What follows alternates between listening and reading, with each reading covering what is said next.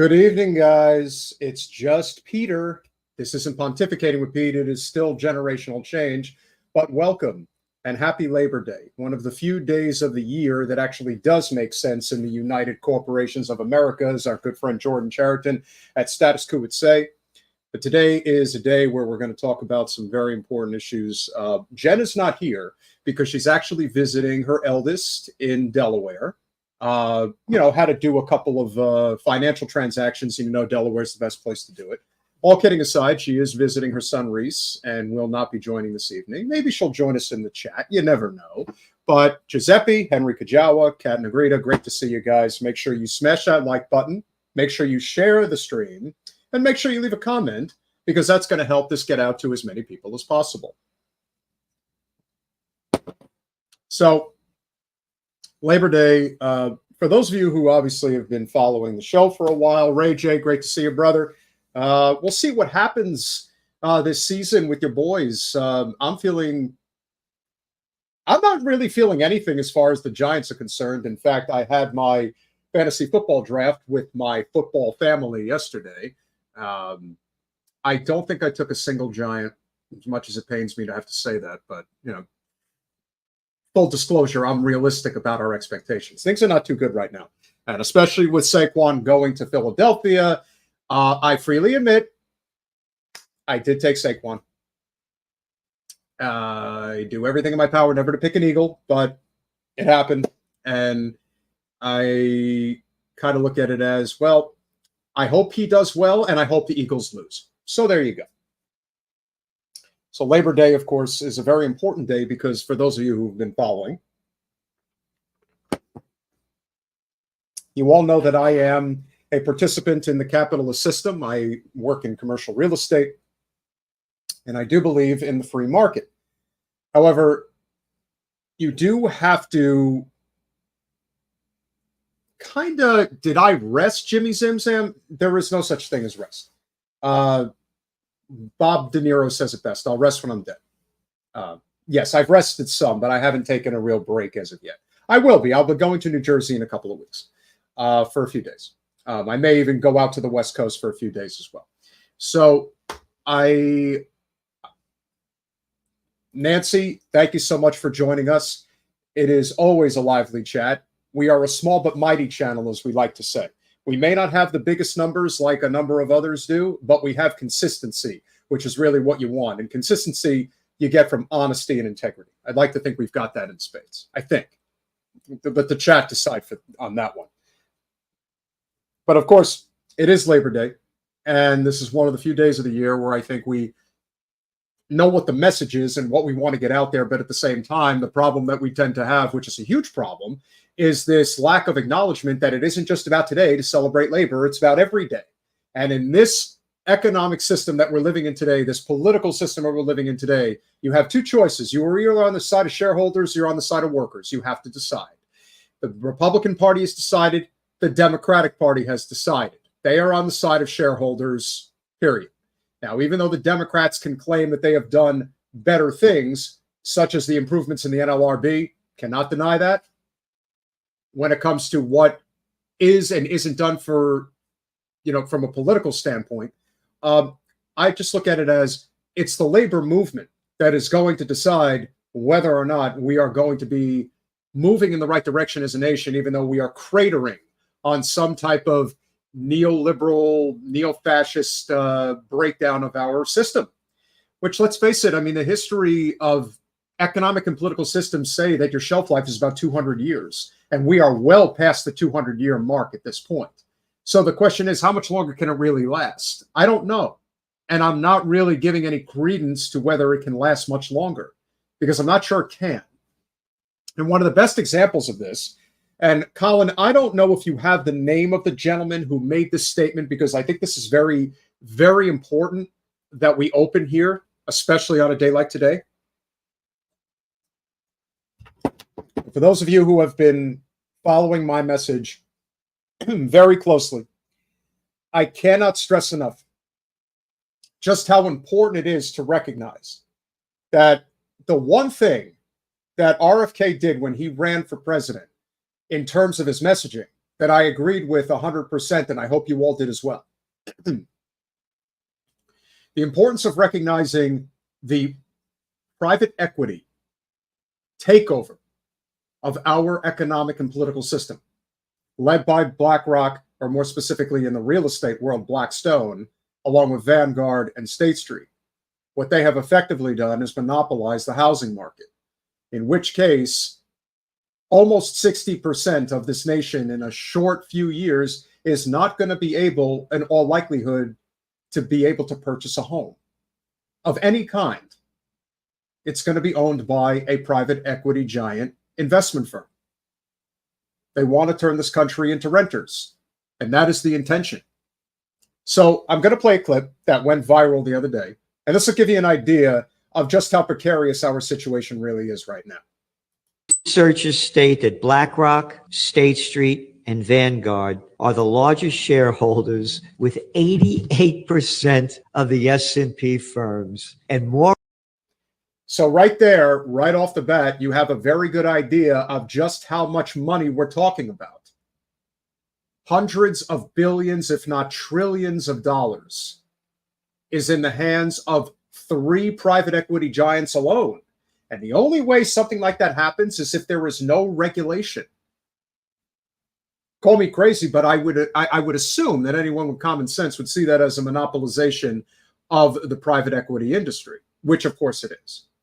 And it's also a complete manipulation of the economic and political system. To have that much control over the system, you think labor has any say in any of this? Of course not.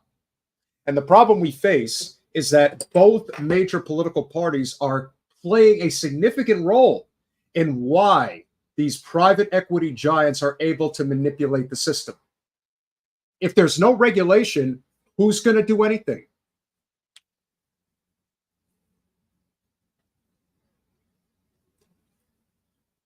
This to me, and the gentleman's name is Gerald Calenti. And he clearly has been around the block. I don't want to guess his age, but I'm going to say maybe 75, maybe even 80. He's clearly seen the trajectory in which our economic and political system's been going for quite some time. And I can assure you it's not going in the right direction. And on a day like today, we would assume that people would be smart enough to realize that because we do not enforce the Sherman Antitrust Act, the fact that we do not enforce any of the laws that have been on the books since the days of Teddy Roosevelt, who is, in my opinion, the best commander-in-chief we've ever had. You've had laws on the books for over 120, almost 125 years. They could be enforced easily, but who's going to do it? Remember, at one time, 1 out of every 3, close to almost 40% of all employment in the United States, from the days of FDR to the beginning of Reagan, that is how many members were in unions. They had collective bargaining. They had the ability to fight back against the monopolization of our economic and political system. Today, it's just over 10%. I think it's 11% of the workforce in this country is part of a labor union. And Lord knows they make it very difficult for you to get into one. But this is the state of our economic system. And let's not forget, one of the bigger problems that exists in federal unions today is the fact that the bosses and delegates have a completely different philosophy than the rank and file. The rank and file doesn't want to be lapdogs for the Democratic Party establishment. They want to be able to collectively bargain outside of that two-party system. So the Democrats have to come to them, not the other way around. You give up all your leverage if you do it that way. That in itself is a huge part of this. And that is how we get to a point where, because we have continued to kick the can down the road, now people are never going to have an opportunity to own a home. We'll continue. morons and fucking imbeciles call this an equity market, a stock market, America, oh, the land of opportunity. Who the fuck are you kidding? 3 companies. And as he said, Kennedy, it's really one big company, own 88%. The crime syndicates running America.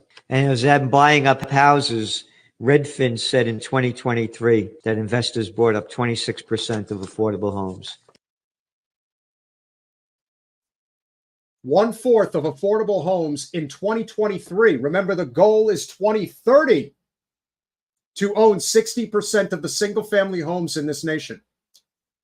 1/4 of the of all homes in this country that are considered affordable have been bought up by private equity giants, Blackstone, State Street, and Vanguard. They now own them. And as I always like to point out, after the Israel lobby, our Congresswoman Debbie Wasserman Schultz, her second biggest contributor is the real estate industry, led by Blackstone. I will not rest until every single person in South Florida knows this. Because this is the reason you will never be able to afford shit ever again. Because we don't hold our elected officials accountable. We just don't. There is apathy, for sure. But knowing the truth about why this is also of tantamount importance. And I would say this to anybody who is on, let's say, the political right, who believe in complete deregulation of the economic markets, which is it's a Peter Thiel wet dream in many ways. If you don't have a balance, this is what you're going to get. There is no benevolence, which is why I don't believe in communism. It's the same thing. You cannot stop human behavior, but you have to curtail it. You must curtail it. Otherwise, the complete monopolization and the complete decimation of our economic and political system is on full display. And what better day to prove it than a day like today? If you give a damn about our future, you would recognize that it's all about labor. That is the only way forward. There is no other way. And I believe in the free market. So I'm not some hippy-dippy leftist who doesn't believe in going out and, learning a trade, earning an income, and providing a service to your community or abroad, and so on. I believe in it all, but I also am not stupid. And this has got nothing to do with centrism either.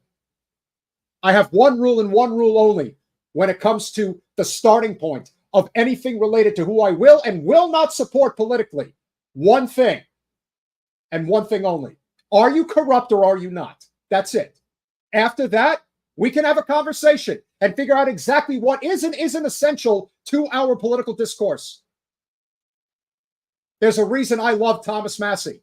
And I don't agree with everything that he stands for at all. But you know what I know for sure? He's not bought. And he's on AIPAC's hit list. And they're going to keep coming for him. And he's going to keep standing on principle. That's what we need. He doesn't believe in this shit. That's real libertarian values. You either have principles or you don't. If you don't see that this is what is effectively destroying this economy, I don't know what you're looking at. This was RFK's tour de force as a candidate. And it was the one thing he talked about that corporate media would never touch. And why would they? Because they're funded by these very people that are destroying this entire country. You can focus on all of the crazy stuff that he said. You can focus on the fact that he's as big a Zionist as anybody else. But when his economic message was sound and clear, like it was on private equity, you never heard about that in the media. Ever. Because it's crossing the third rail. Let's finish this out. That began, by the way, back in the Panic of '08, when there was the subprime mortgage crisis. The banks to bandits, who got $29 trillion bailout, according to Bard College, leaving. Tell me why they got that money.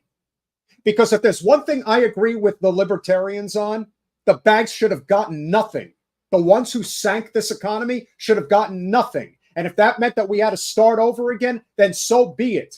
That is infinitely less painful than having an economy that doesn't really exist. And need I say more? Look at what happened with GameStop. You are too big to fail. You could do no wrong, and you can continue to sink this country into the seventh circle of hell, and no one's going to stop you.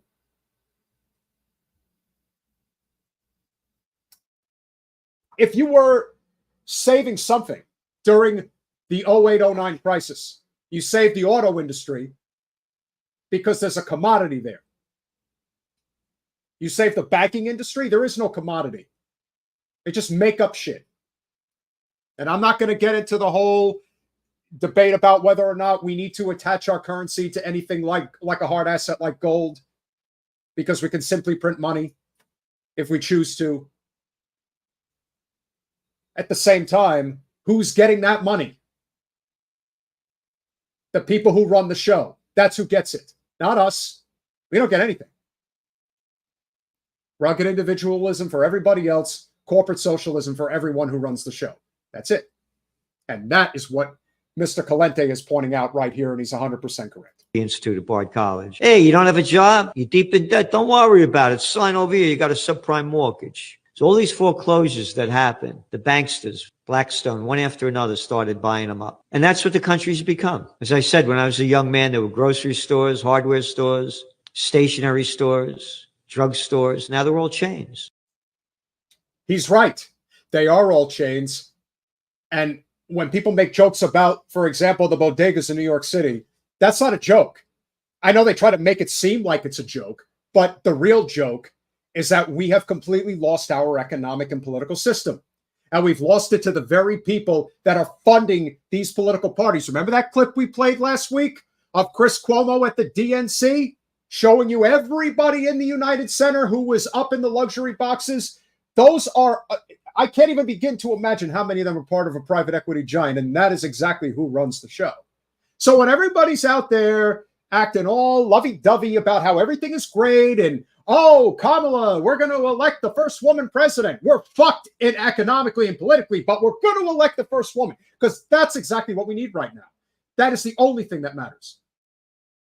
And when people come on and when we have our friends that talk about, well, they've done improvements in the NLRB. Yes, I agree. They have. But that is for a small percentage. What percentage of people work in labor unions? Very small. Now, of course, I would rather it be like it was pre-Reagan, where at least one of every 3 workers is part of a collective bargaining labor union. And that benefits everybody economically because the private sector has to compete. They don't have a choice. It's no different than the argument that I've made constantly when it comes to the immigration issue. The reason the floodgates open up at the border is because labor is trying to find their sea legs. And the multinational corporations, the shareholders, they don't want any part of it. Their attitude is, open up the floodgates at the border and we'll fuck everybody in the process. You won't get a raise. In fact, you'll lose your job and we'll just bring in people who will work for pennies on the dollar. And we'll continue to get rich because we manipulate the system anyway with our stock portfolios. You've literally got, who is still technically the head of the Democratic Party, Nancy Pelosi. There is an account of hundreds of thousands of followers that follows her stock trades. And she beats the S&P 500, which of course nobody can do unless they're cheating. So, you know, you kind of just lose faith, and it's understandable. I've lost faith. I can assure you all of this, and I will say this now, and I mean this from the heart and from the head. If I ever ran for office, I couldn't do it in the two-party system. I couldn't do it. Because I can't lie. I can't do it. I can't tell you that shit doesn't stink when it stinks to high heaven. There would be no way to defend it. There would be no way to adhere to it. You either have principles or you don't. You can build something with principles. You can't build it without them. The only thing that you can do, the only thing,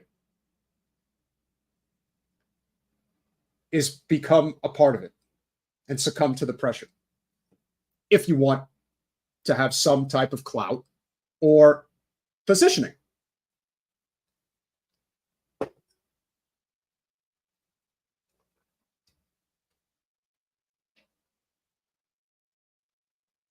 And this, of course, for me, is why I can't play in that sandbox. I've been around the Democratic Party establishment. I've been around the Republican Party establishment. But the fact is, half this country is independent. And they want a new path. And it's going to continue to grow. Because you can't deny just how much worse it gets day in and day out for everybody. I bet just about everybody in this chat has at one time or another dealt with something very drastically when it comes to their economic and political circumstances. It could be the wage that they're making at their job. It could be the trade they're trying to learn to be better than, you know, today than they were yesterday, and hopefully will be even better tomorrow. Most people don't have health care. And if they do, it sure as hell ain't good. Think about how many people are attached to jobs that they don't want to be attached to because they have health care. That's a sick, broken system.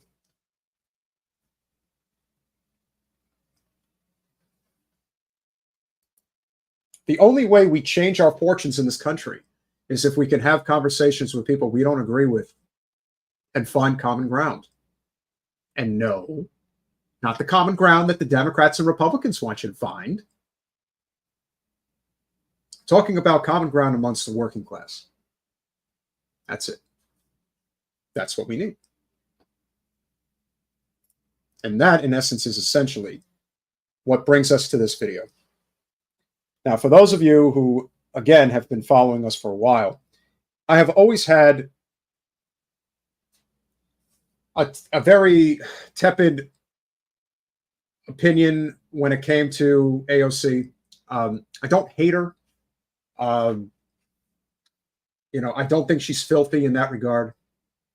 But I think she's ambitious, and I think she's calculating. And I think every move that she's making right now is 1,000% hedging her bets about what she perceives will or will not be the future of the Democratic Party. Whether you think she's right or wrong. There are times where I have agreed with her. There are times where I have vehemently disagreed with her. And in this particular case, I vehemently disagree.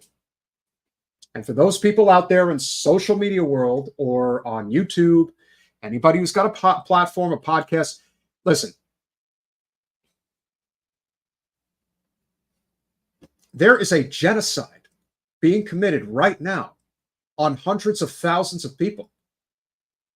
And after what we just saw the other day, where they acted like a head of state of a first world country was assassinated because one of the hostages was finally revealed to have been killed, even though I am convinced beyond any doubt that all of these things are completely controlled and manufactured. They decide when they have to kill a hostage because they have to continue to ramp up the genocidal war machine.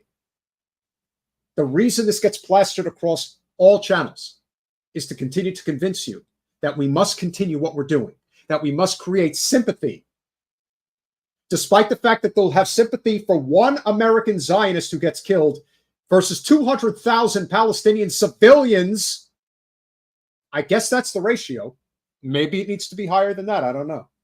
But the dehumanization of the Palestinian people could not have been on more firm display than what happened the other day. And what that tells me, and I think we could prelude this before we get into the video. Colin, I asked you for that, what I had sent over regarding Hirsch. I don't know if there's anything that I could pull up right now. But it's just this endless sea of people talking about, and listen, of course the murder's tragic. I get it. But you know how many times you'd have to do that? It would wane heavy on most people. I guess blowing off babies' heads isn't enough. Having righteous anger is very important.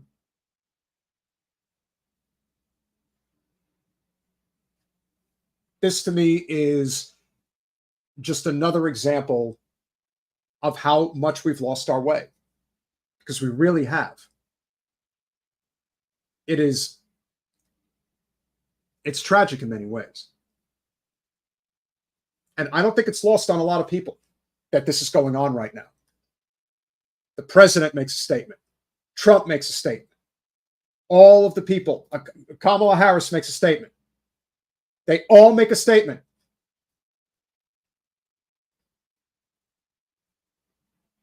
And of course, they're out for blood, and they want a lot of it. And they're going to get it. That's really the whole point. That in itself, more than any other reason, is why they are out there on that. They are out there making statements, talking about this one person's death, not because they truly care, but because they want to prolong the genocide. Do they think they could get another 9 weeks out of it and run it through Election Day? They're going to try. They certainly think they will. But this is also something that's going to have the reverse effect politically. A PAC founded by Republicans is up with digital ads targeting Muslim and Arab communities in Michigan, touting VP Harris's support for Israel, a move in-state Dems denounce as a dirty trick. How's it a dirty trick when it's the truth? Vice President Harris has chosen a side, the right side, a female narrator says in the 30-second video the ad links to. Harris has made herself clear. She stands with Israel and the Jewish people. She has again and again. She understands. Can we please stop equating Israel and the Jewish people? That would really be nice. She understands the unbreakable bond between the U.S. and Israel. So when Israel Prime Minister Benjamin Netanyahu came to D.C., Harris hosted the Prime Minister at the White House. And when supporters of a free Palestine stood up for Gaza, Harris put them in their place. And supporters of a free Palestine, they hate her. Now, apparently, this advertisement is playing all throughout Michigan. Not like they needed another incentive to say, oh, okay. And Metal, do you not understand at this point? Do you still not get it? The hostages are collateral damage. They're all going to die. Just about. They're all going to die. They will all be executed. Some will be executed by Hamas. Some will be executed by the IDF. But they will die. Why? Because there is, as I've pointed out, and Colin, you can pull up our Instagram post that we put out the other day, which is, again, it gets back to the same point as to why this is going on. Now, granted, there is the religious component. I'm not saying that that doesn't exist, but it exists on a much smaller scale than people believe. It's much, much more significant. What I have been saying for the longest time is simply this. Every war, every conflict, every genocide that is ever inflicted is always done in the name of money and power. It has been true throughout history. It will never change. It is the same now as it ever will be. There is an excess of a minimum, could be more, a minimum of $500 billion worth of natural gas under Gaza's soil. And we're going to get it. But that's not all we're going to get. As Jared Kushner so eloquently put it at Harvard University earlier this year, there's 25 miles worth of Mediterranean waterfront property just waiting to be redeveloped. How much you think that's worth? At least another $500 billion, maybe more. And in the end, what do we get? We get war crimes for the sake of money and power. That's $1 trillion at a minimum that Gaza is worth to us. It's not going to stop. This will continue until they get them all. As much as I would like to tell you that I have some type of optimism that we could actually get somewhere and create some type of leverage, we're not creating any leverage, because this is the truth. Right there. Gaza has gas that is worth roughly $524 billion, and that is why they have been ethnically cleansing my people, Palestinians, from our lands. If you guys are not following Generational Change on social media, it is at Generational Change on all of our social media channels, including Instagram, which is where this post is. We also have TikTok, Twitter, and Facebook. This is the tragic reality. So, a few weeks from now, when another hostage is murdered by Hamas, the same thing will happen again. The same messaging will go across social media, and the same demand for more innocent Palestinian blood will be spilled. And all the while, they're just preparing. That's all they're doing. They're just preparing for when it's all clear, get in there, extract the natural gas, and rebuild exactly what they want. I've always said the biggest issue that this country has with the Muslim population is because they do not bow to the almighty dollar every time, all the time, full stop. That's it. And if you've ever been to a mosque, you would know exactly what I mean. But that is what it is. And that is the reason. So it stands to reason, and I think this is a fair point that we can all agree on. The real issue with what AOC did in her Instagram rant, which we're going to play in a second, you have to remember, voting is free will. If somebody feels that it is time for them to move away from the two-party system and are not totally concerned or not overly concerned, because from their perspective, there is no material gain in any way in their life that they could see by continuing to participate in it. This is also one of the main problems that people seem to or just do not want to recognize, is that the Republicans kick people off of voter rolls. Now, you can always get back on the voter roll. It's just a real pain in the ass.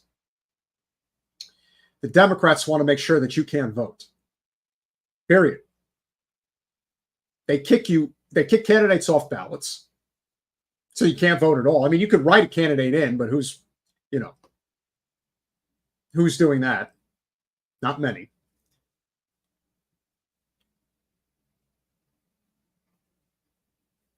So what if Jill Stein runs every 4 years? Who gives a fuck? That's their right. That's her right. That's RFK's right. That's Dr. Cornel West's right. That's Chase Oliver's right on the Libertarian ticket. It's their right. You are not owed anything, and you will not scare anyone. Not this time.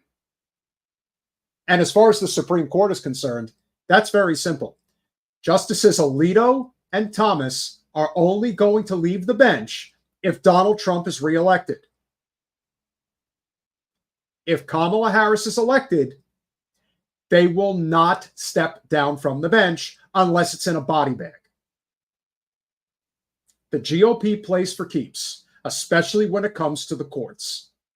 That's how they roll. There will never, ever again be a GOP conservative Supreme Court justice that steps down from power so long as a Democrat is in the White House. Never again.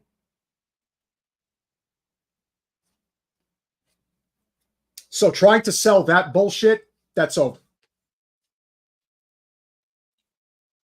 But with that said, AOC had a lot to say. And we'll talk about what her motivations were, why she did this, what does she stand to gain as a result, how many people did she piss off in the process by going ahead and going forward with this. But we will play it and we will comment on it. It's a little spicy. But I have thoughts. I feel like I should save this for a live. I'm not coming for people who are thinking about this. I'll talk to you. Just the fact that you have a question that says, how do I tell my friends who are Jill Stein voters that they are wasting their time and effort? Who the fuck are you to tell them what they should and shouldn't do? Telling a person that they're wasting their time and effort is not how you convince them you really should vote for the Democratic candidate, and this is why. It's always, don't you dare vote for somebody other than who's in. And it's not even a question of them voting within the two-party system. They just believe that everybody must vote Democrat, which is unbelievable. But that shows you just how much the brainwashing that has taken over. Your vote is to be earned.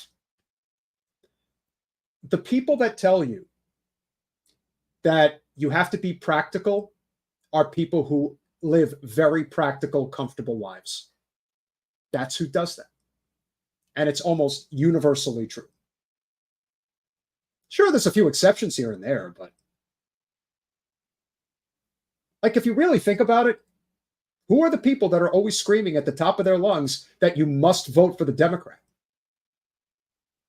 People who do not stand to really lose or gain anything. They're just fine.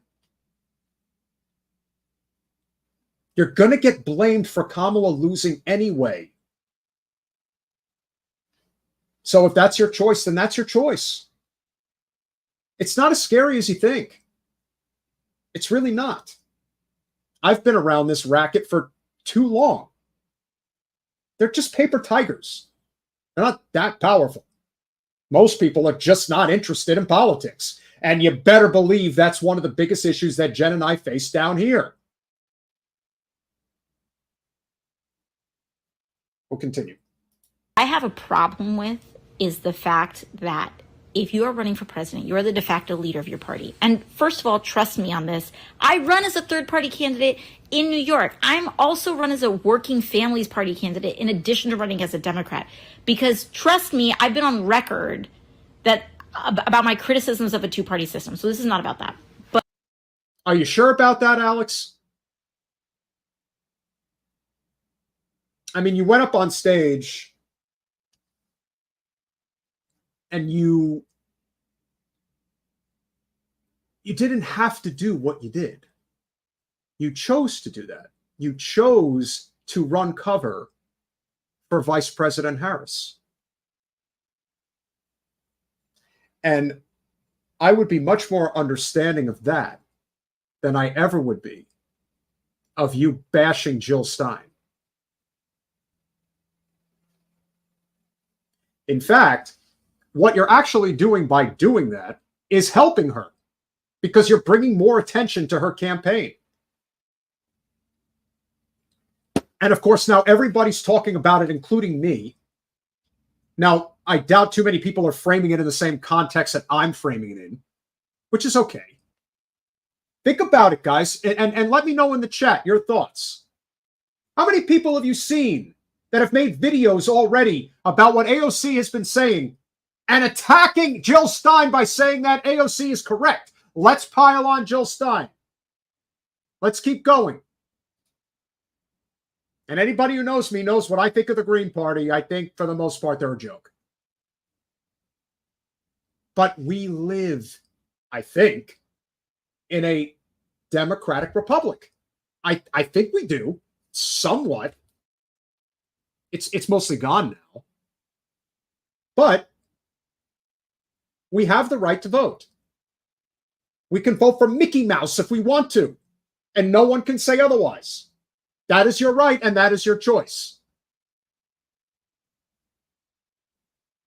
But I have a theory as to why she's going after Jill Stein. She might go after Dr. Cornel West. Still time. Election's not for a little while. Got a couple of months to go. Got 9 weeks. 9 weeks from tomorrow is election day. But you are the leader of your party. And if you run for years and years and years and years and years in a row, and your party has not grown, and you don't add city council seats, and you don't add down ballot candidates, and you don't add state electeds, that's bad leadership. Okay. I'm not going to get into the whole, like, yes, queen type shit, and, you know, the fact that she really is feeling herself because she lives in a very comfortable political position these days, and obviously she's very attractive and she has a lot of opportunities and all that. I'm not getting into that shit. That doesn't even register in my head. I could care less. What I care about is this complete lack of comprehension to the realities of what third parties face when they attempt to build political and economic infrastructure in our two-party broken system. Do you know how much these lawsuits cost when they try to kick people off ballots? Why don't you ask scum sucker Mark Elias, who's maybe the biggest attack dog in the entire Democratic Party, and the shit that he does on behalf of the Democratic establishment? Why don't you ask Matthew Ho what he had to go through in North Carolina to get on the ballot as a Green Party candidate for the Senate there, and what Mark Elias, who is the most prevalent attorney in the Democratic Party, what he did and how much money they spent to keep it tied up in the courts that he couldn't get on the ballot. This is what goes on. Think about how much money it's costing, or did cost, RFK. How much it cost Dr. Cornel West. How much it's costing Jill Stein. Think about it. It's a lot. But Alex is not going to mention that. She is not going to be critical in any way of the Democratic Party establishment and the tactics they use to prevent any type of outside movement growing in this country. Did you know that the Green Party has actually ascertained the proper infrastructure in order to obtain a certain amount of federal funding for their party? Hundreds of thousands of dollars. It's not a lot in the grand scheme of things when you're running for president, but you know what? That money does matter. I think it's like $300,000. They're being denied it because the Democratic Party is suing them to make sure they don't get that money.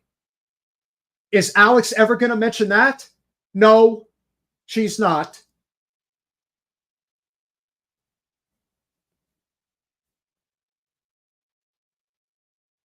She's got a career to think about, and she's thinking about it. That's the other thing. She's never going to step out of line ever again. That's over. Those days are long gone. The only thing she's thinking about right now is, if Kamala gets in, is Chuck Schumer going to retire in a couple of years? And if Kamala doesn't get in, is she going to run for president in 28? That's what she's thinking about. We'll continue. And that to me is what's upsetting. Because if you have been your party's nominee for 12 years in a row, 4 years ago and 4 years before that and 4 years before that. At least if you're going to make a rant, acknowledge the fact that loser Howie Hawkins was the nominee in 20. But I digress. And you cannot grow your movement pretty much at all, and can't pursue any successful strategy, and all you do is show up once every 4 years to speak to people who are justifiably pissed off, but you're just showing up once every 4 years to do that, you're not serious. Neither are you. Because all you're doing is lying. And you know you're lying. But I've said it before, I'll say it again. The life is so intoxicating. You have no idea what this life is all about. You get 8, as a federal House of Representatives member, you get 8 full-time staff. 8 people to work for you full-time. That's just the appetizer. The entree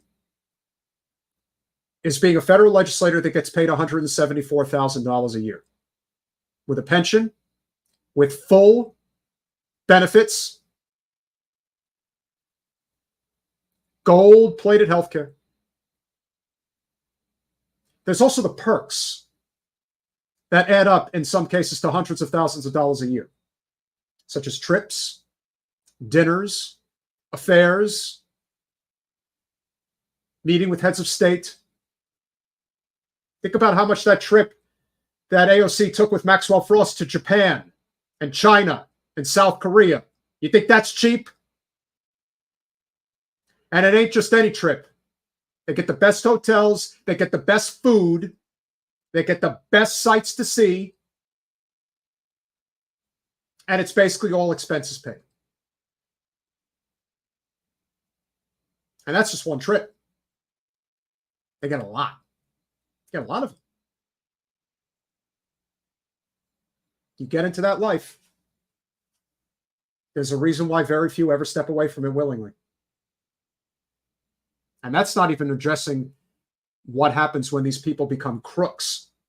Now, Alex is not a crook. Let's not even go there. But she is ambitious, extremely ambitious. She did little to nothing to help Cori Bush and Jamal Bowman, especially Jamal. She could have helped him. She could have been very aggressive in helping him, but she wasn't. Never helped Jen, never even acknowledged Jen's existence. And Jen and Alex have a lot of mutual friends, but she don't give a fuck because it's all about her. And it's a shame. It is, because a lot of people put a lot of faith in her. And the one thing that I think Alex is doing that I think is a big mistake. Yes, she is very popular, but she's not as popular as she thinks she is. She's got a lot of fans, but I don't think she has a lot of supporters anymore. That's changed. That's the big difference. She's very popular with fans, with certain elements of the Democratic Party, activist groups that just like her. But there is no question that she has made a choice. And as hard as that is for people to hear, she has made a choice. Now, I'm not saying she's going to turn into AOC Pelosi, as everybody has been throwing around on social media, but what I will say is she has made a choice between being someone who's willing to risk her career versus somebody who will do everything in her capacity to protect it. And that's who she's become. The Democratic Party asked her to do this. And she did it. You're not to me, it does not read as authentic. It reads as predatory. I'm sorry. I'm just saying it.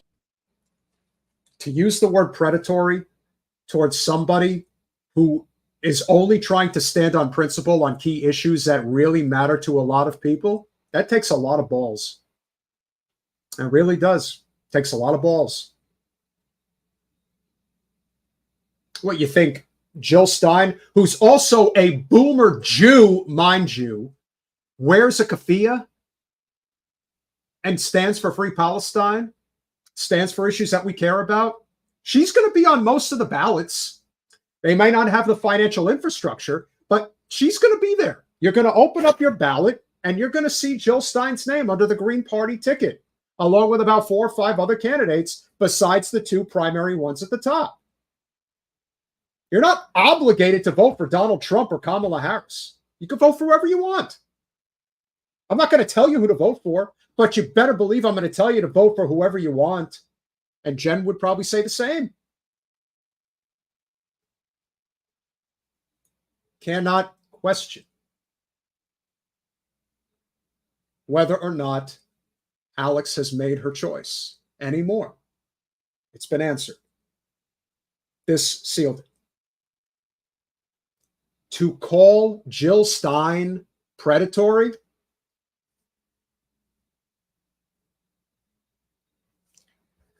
I was at the People's Convention in 2016 in Philadelphia when Nina Turner gave her speech in this church. And when she finished, Jill Stein came up to give hers. And Jill and Nina embraced, and it was captured by ABC News cameras. And I said to my friend who I was sitting with there, and I said, oh, this is going to play at the convention. I guarantee it will. Little did I know how far the Democratic Party would go. They kicked Nina out of the convention. And that was then, and that was a big deal. Today, it would be 10 times worse. Because remember, at that time, that was before Donald Trump got into the presidency. So today, the lengths that they would be willing to take it is significantly further.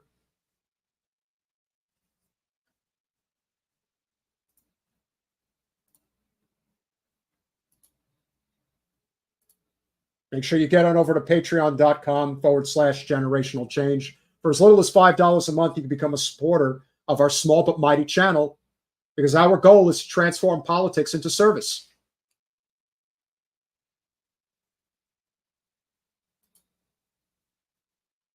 Do not have expectations for politicians. Just expect them not to fuck you over. That's the only thing you should care about. But past that,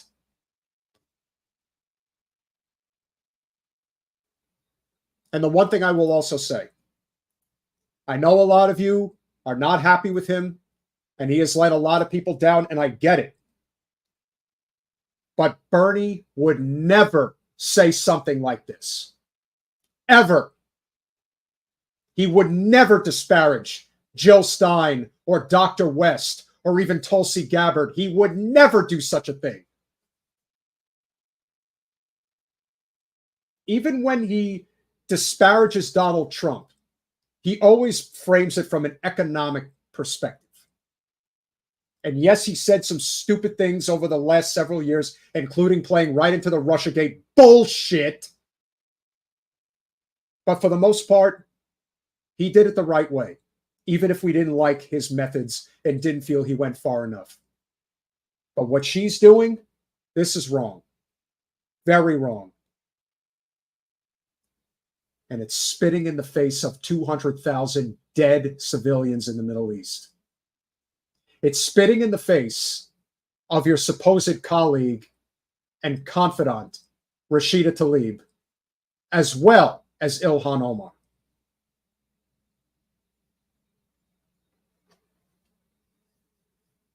I hope it's worth it, Alex. I really do. I hope you can live with yourself. Not an easy thing to do. You may think that you can justify this, but there is no justification. This is just downright terrible. And I tend to be I play things very close to the chest.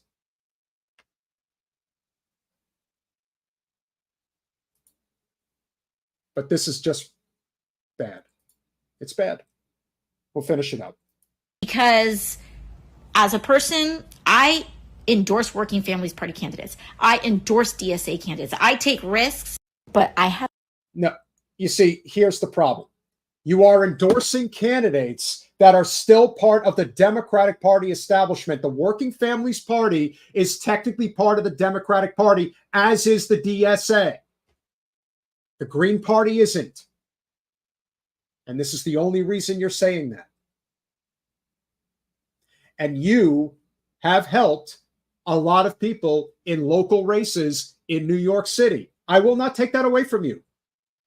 You do put yourself out there to try to get non-corporate elected people into office, and that's commendable. But that's your job. That's why people sent you there. That's why they spent money and man hours on the ground, knocking on doors, trying to help you. Because it was for the cause, not for you. Not for you to become the queen of DC. We're living in a broken economic and political system, and you know it is.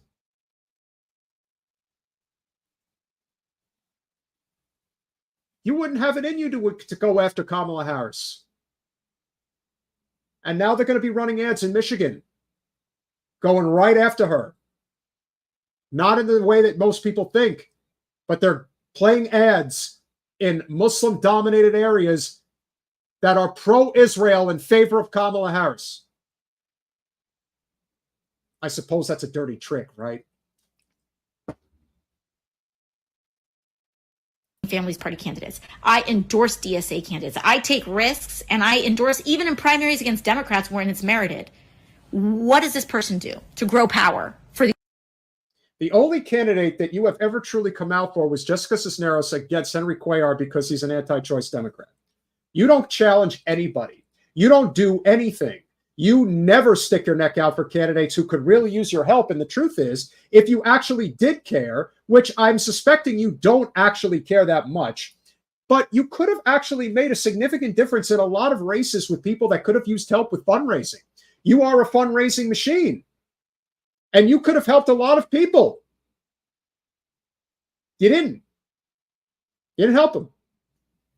You couldn't even help Jen Perlman against Debbie Wasserman Schultz. Who in the hell do you think you're fooling? You don't take chances ever. Like, you don't. I mean, let's just be honest.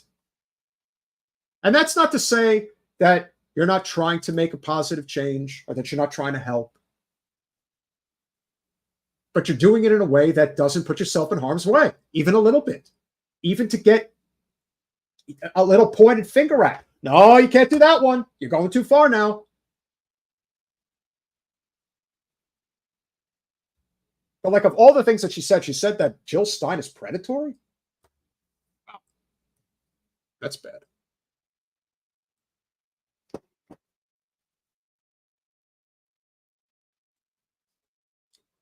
It's not why they stick their neck out, David. At least that's not why she does it. She's already established her ability to make money. She's already established her ability to create a movement, even from people within that vote blue no matter who crowd. Jen's a team. Jen. AOC is a team player now. That's who she is. But now she's really gone off the deep end because now she's attacking people that are actually trying to help make things better. She's making things infinitely worse.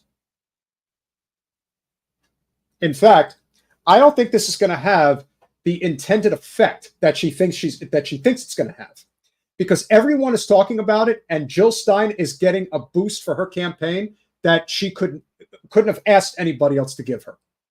It's almost the equivalent. I got to tell you, what Alex did is almost the equivalent of Kamala Harris acknowledging Jill Stein. It's at that level.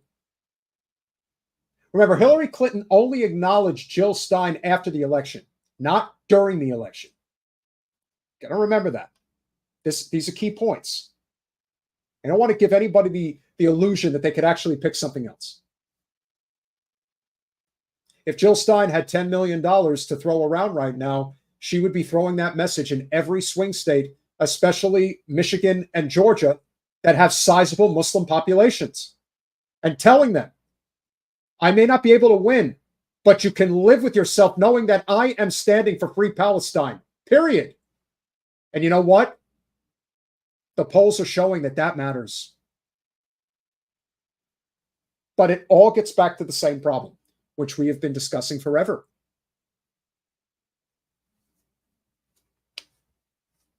You either have principles or you don't have them. Whether or not the threat of Trump is too scary for some people, where do you draw the line? If genocide is not the line, what's the line?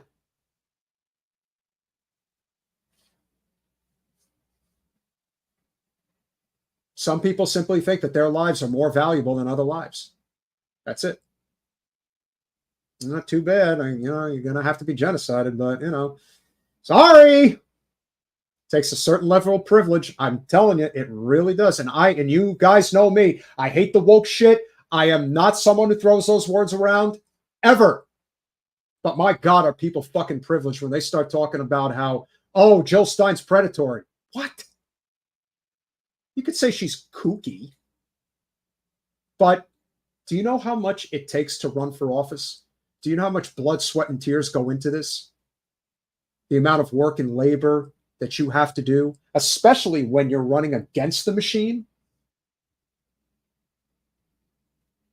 It's a lot of work. It's a lot of headache. It's a lot of pain. Nancy, thank you so much. I'm a patron, but here's a little more. I'm also a non-Zionist Jew against the genocide in Palestine. Thank you for your voice and passion. I support Jill Stein. Well, I'm sure I appreciate it, and I have no doubt Jen appreciates it very much.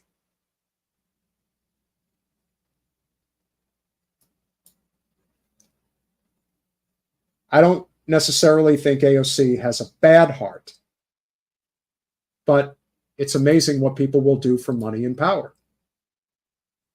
even if they think that what they're doing is right.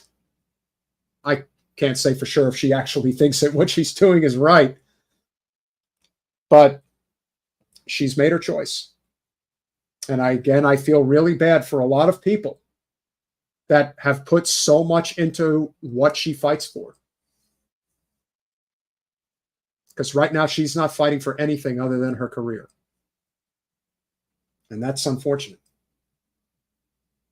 And I didn't do this in a way where I'm trying to attack her as a person.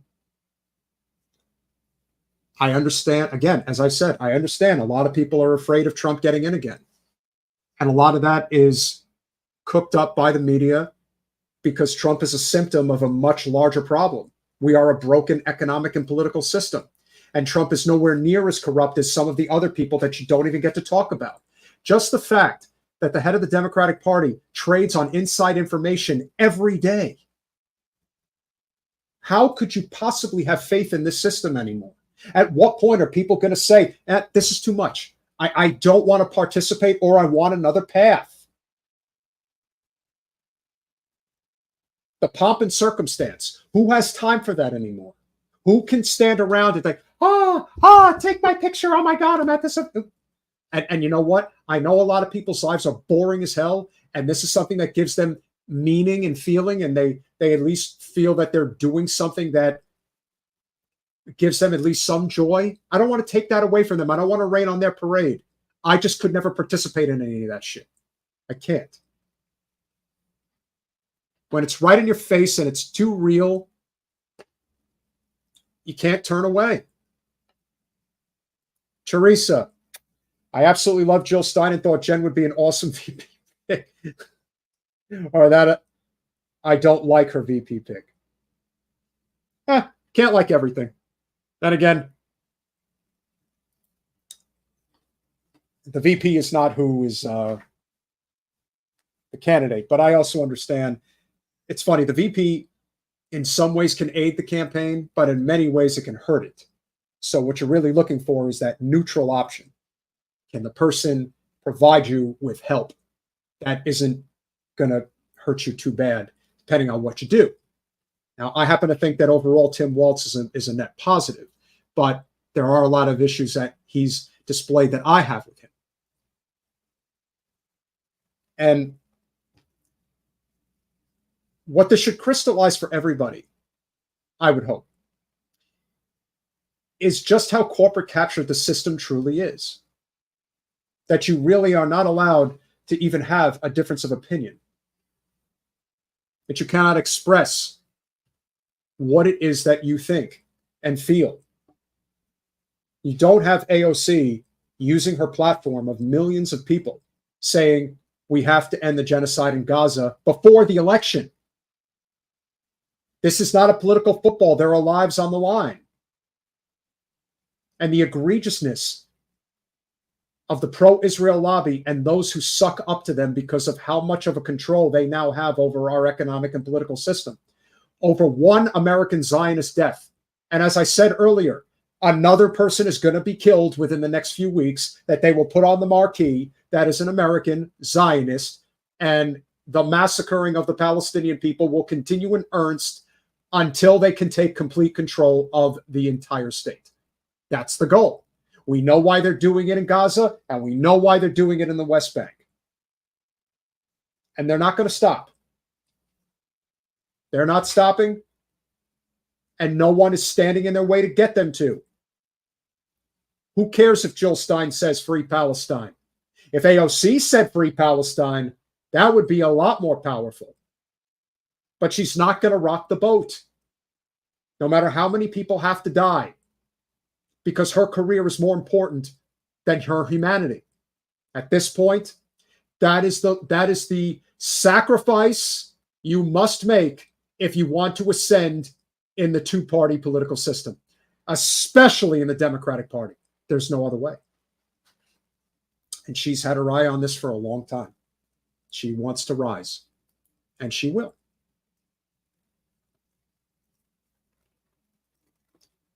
I don't know if she wants to be Pelosi Patrick, but she certainly wants her power. That much I believe.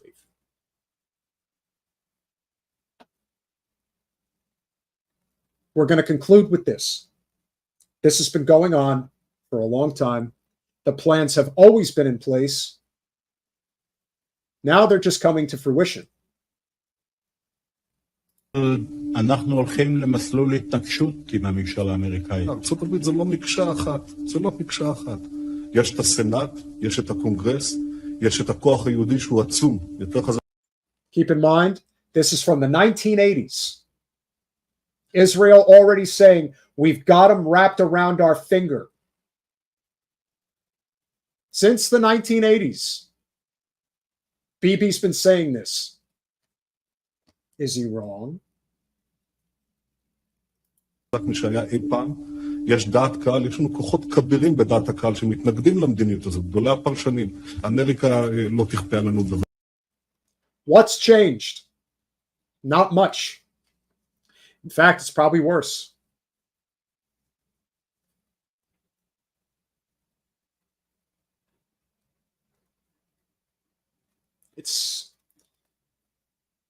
It's devastating, but it's true.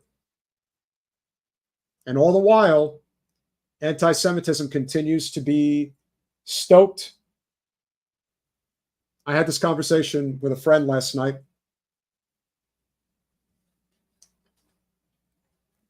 I don't think too many people are that far off from seeing the realities of what's going on. They get a little, they fly a little too close to the sun when it comes to recognizing their privilege. That's part of the problem. See, the thing about living in the West, and particularly about living in this country, is that we don't have to worry about bombs raining down from above. But a lot of places in other parts of the world, you do have to worry about that. And that's a problem. And it takes a lot of courage and intestinal fortitude in order to do that. I spoke with a Ukrainian woman last night,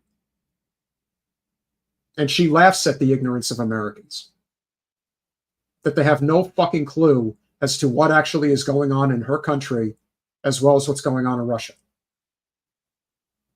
And that the level of ignorance on the average American is why they're able to get away with this, why they're able to sell these wars, not for a few days or a few weeks, but for years. Over 500,000 of her people are dead, and it makes her sick. And of course, it's the same reason. It's all about money and power.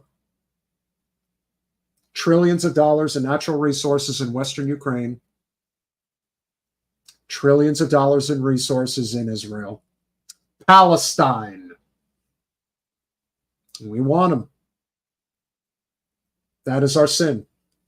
That is our great sin.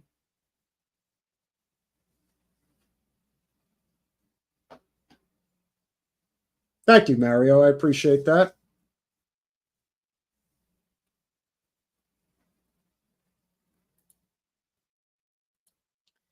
What would happen, yes but no, is that she would become exceptionally popular in a way that people would believe in her again, but she would lose her position in the party.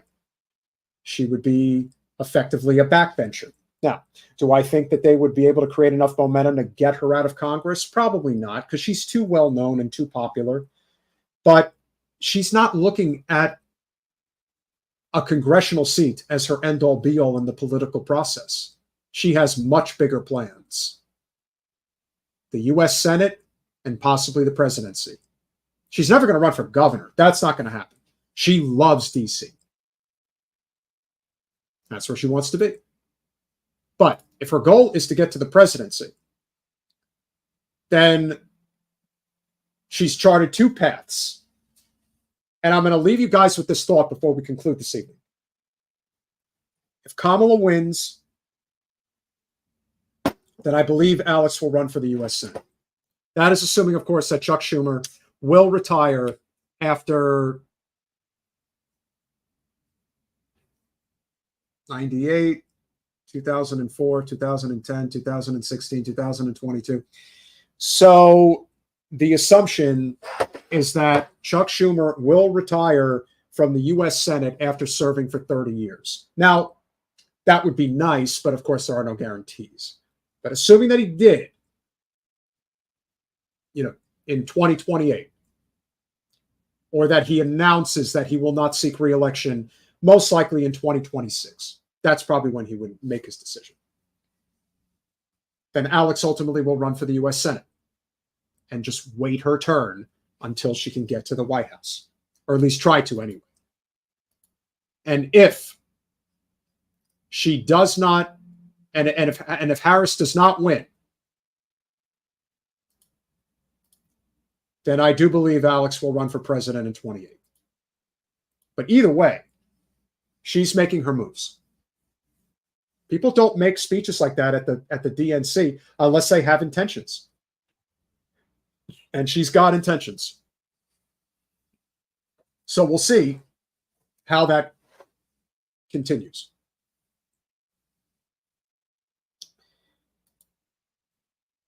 But I have a theory, and we'll leave on this note.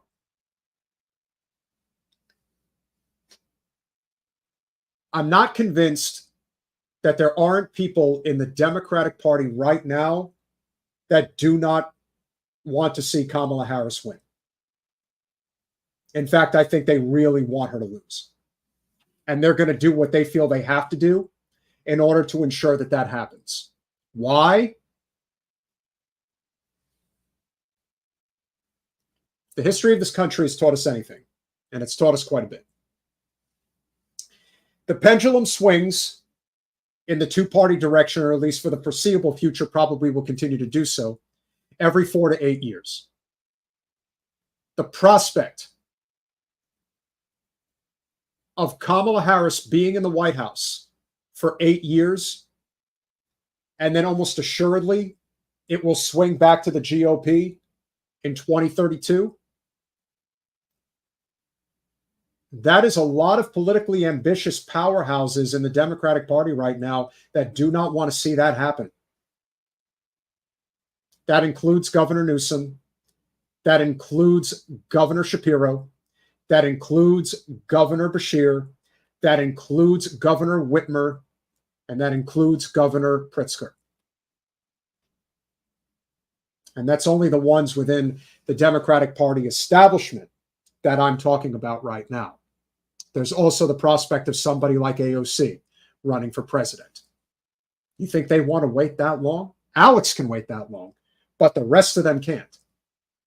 Their political flames will have completely sputtered out, especially Newsom and Whitmer, who I would say from a ticket standpoint, is the most likely scenario for 28 in terms of what the establishment will demand in terms of what we will get.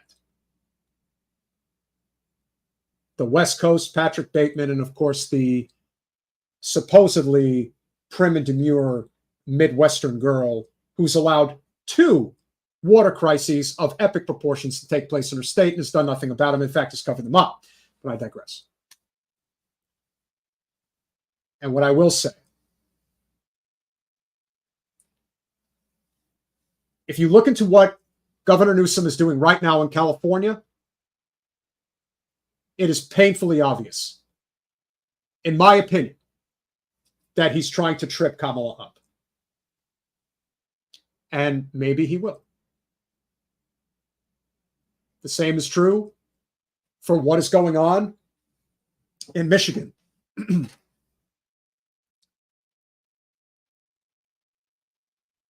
The greatest thing that could happen, in my opinion, if Kamala loses Michigan, is I hope Alyssa Slotkin loses her bid for the Senate as well.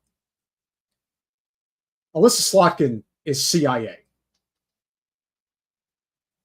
It's one thing to serve in the military. It's another thing entirely to be a spook. And she most certainly is. Could have had a much better candidate like Hill Harper, who was on our show, and we love that guy. He had a pretty good showing, too. He almost got to 40%. I was very happy that he at least made a good showing. But when the establishment decides, and now they really do decide, Kamala Harris could become the president of the United States and didn't have to earn a single vote to get to the general election in order to do it. You think there aren't people in that party that do not hate her with the passion of 1,000 suns right now? And on top of everything else, she's a joke. She has complete stage fright. She memorizes everything that she says. And she's out of her element on an exponentially high level. And this is not even attempting to unravel all the things that she did as the Attorney General of California, which Trump is going to expose. So it will not surprise me if there isn't this sort of collective effort, because remember, it's not about the popular vote. It's about the states voting for president. It doesn't matter that California is going to run up the score, which in my opinion, they do on purpose, because they always want to claim that they have more people that support the Democratic candidate. Okay. Nevada, Arizona, Wisconsin, Michigan, Pennsylvania, Georgia, maybe North Carolina. That's the election. That is how it will be decided. And in my opinion, Trump's path is pretty clear. It's Pennsylvania, it's Georgia, and it's Michigan. And if he gets them, he wins. Will he? I don't know. At this point, it's really just going to come down to where most independent voters feel about the economy. And as far as I could tell, most people are not happy with the economy. And when they go to the ballot box, that's ultimately what will determine it. But I do think that the debate will matter. I think a lot of people will tune in. I think a lot of undecideds will tune in to this one. To this one, they'll tune in. And that will be what will be interesting as far as I can see. Now, as far as Thursday is concerned, we are not sure 100% yet who we're going to have, but we're going to continue along this trajectory that we have been following, which, of course, is speaking on behalf of what is going on in Palestine, as well as continuing our fight for the labor movement. Because let's face it, that's what we must do. We are beyond the two-party system now. It's just a question of when people catch up, because they better. Like I said, 2030, it'll be here in the blink of an eye, and more than half this country will never own a home ever again. I don't know about you, but that's what I'm focused on. I hope you are too. And I hope you enjoyed the show. Henry Kajawa, Jimmy Zimzam, David Hunter, Teresa, Yes But No, Jennifer Perlman, Joe Anthony, Nancy Bernard, Patrick Shaw, John Nada. Like I said, everything is about tripping up Kamala at this point. That's part of it. Richard, Mario, Kat Negrita, Willie's Lovince. You might be right, Willie's. I don't know yet, but time will tell. It's going to be quite a bumpy ride. Ray J, Joe Anthony, Metal, Bass Chad Thunderjock, 72 Marsh Flower 15, R. Schwartz, R. Swartz, excuse me. Yes, AOC Pelosi has been getting around. That seems to be the hashtag that everybody's using. Tony D, Steve Grossman. What else we got here? Nashoba, Chomak, Shuti. Good to see you. Abu Osman. I can't disagree. They're certainly turning her into a attack dog. Brenda, thank you. And yes, there's a lot of people who simply will write in their candidate if they don't see them on the ballot. Kimmy, Bruce Jackson, David DeNuno. Unfortunately, a lot of people do share your opinion, David.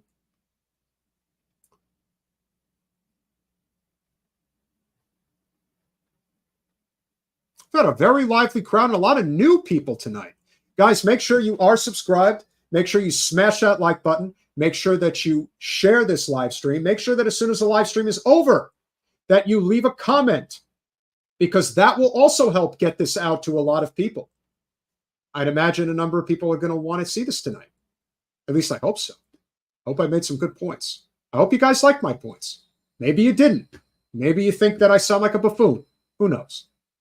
But a lot of you hung around for a while, and I'm very appreciative and happy that you did.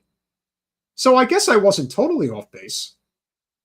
I think I gave Alex a fair shake, but I also had to be very direct about why I felt that she was wrong. Very wrong. Didn't stand to benefit in any way at all. Just, staged to hurt, I suppose. But it is what it is. Philip Blair. Thank you for joining us tonight. Giuseppe. Great to have you. And that concludes this fun evening. And thank you, Mark. I'm glad you enjoyed.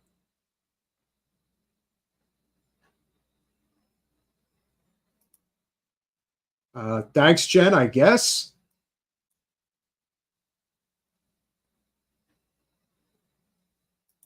Thank you, Sarah. And what I would ask that you do is that as soon as I cut the stream in a minute, that you make that same comment on the closed live stream and on the chat section. That's what I would ask. And yes, Teresa's ahead of it as well. And that is why we do our show, because we have everybody, from progressives to liberals to conservatives to libertarians to independents and everything in between. But it isn't about labels. It's about right versus wrong and labor versus shareholders, and saving our democratic republic as best we can, as much as we can. Appreciate you all. See you Thursday.